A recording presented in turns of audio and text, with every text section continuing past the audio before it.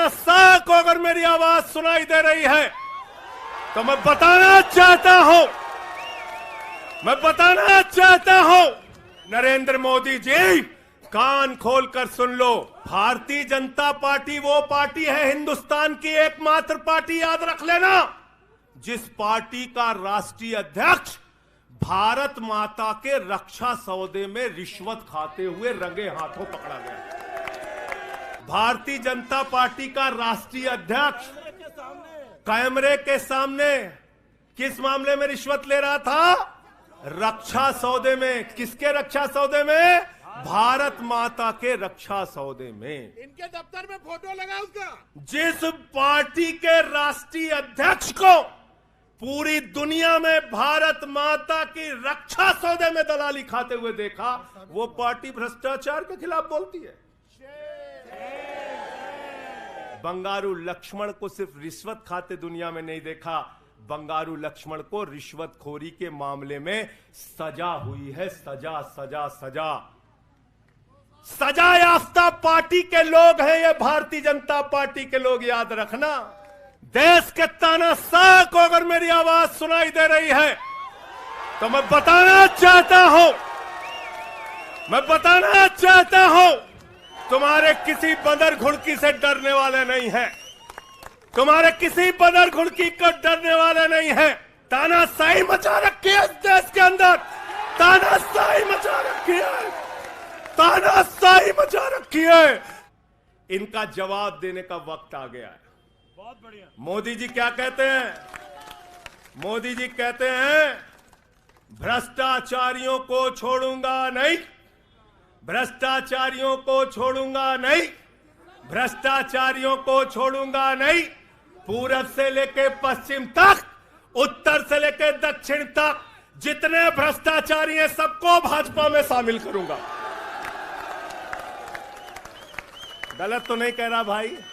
कहते हैं भ्रष्टाचारियों को नहीं छोड़ूंगा, एक एक भ्रष्टाचारी को शामिल करूंगा। मुझे आतिशी जी भाजपा के कार्यकर्ताओं में बड़ी दया आती है, सौरभ भाई, बहुत दया आती है। बेचारे आसाम में तैयार हुए वाटर घोटाला,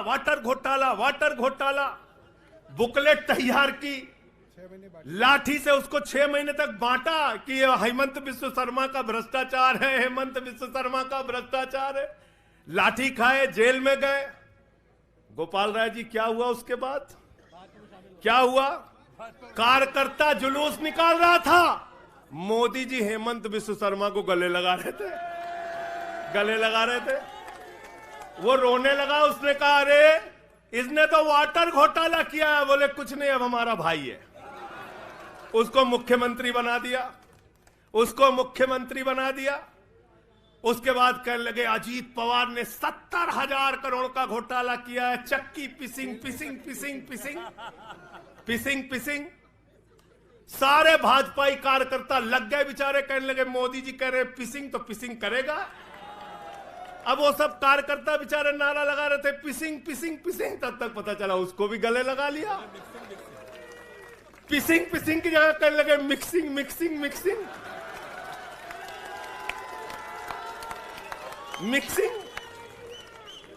फिर कहने लगे हसन मुशर्रफ चीनी घोटाला किया है 100 करोड़ का।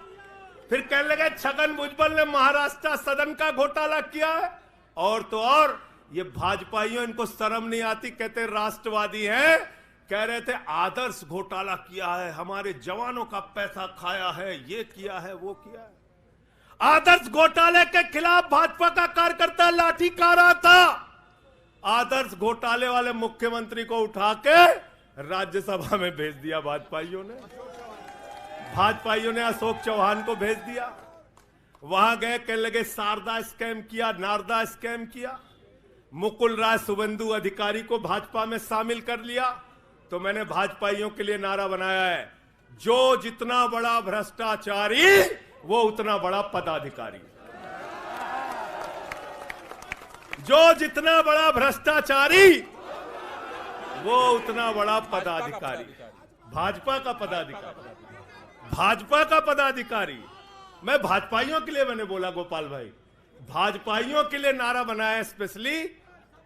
और भाजपाई जब भ्रष्टाचार के खिलाफ बोलते हैं तो ऐसा लगता है ओसामा बिन लादेन अहिंसा पे उपदेश दे रहा है। सूप बोले तो बोले, चलनियों बोले जगह 72 छेद। जश्न का वक्त नहीं है, जंग का वक्त है।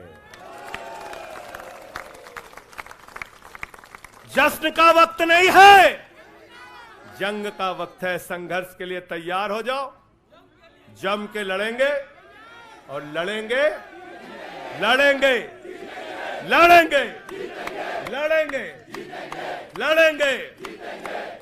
उन्हें यह फिक्र है हरदम नया तर्जे जफा क्या है।